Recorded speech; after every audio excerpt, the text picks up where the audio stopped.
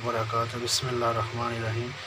آج ہم بنائیں گے انرجی ڈرنک، جو کہ بہت ہی زبردست ہوتا ہے صحت کے لیے بھی۔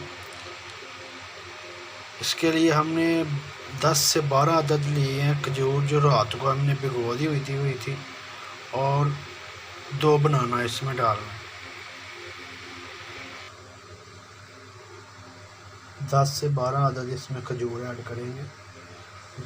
اس کی گٹکیں جو ہے وہ نکال لینی ہیں، گٹھلیاں جو ہیں، اور اس میں اب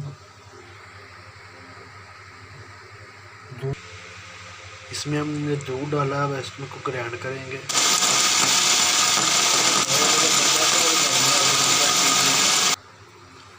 انرجی ڈرنک ریڈی ہے، بالکل بہت ہی زبردست بنا ہے۔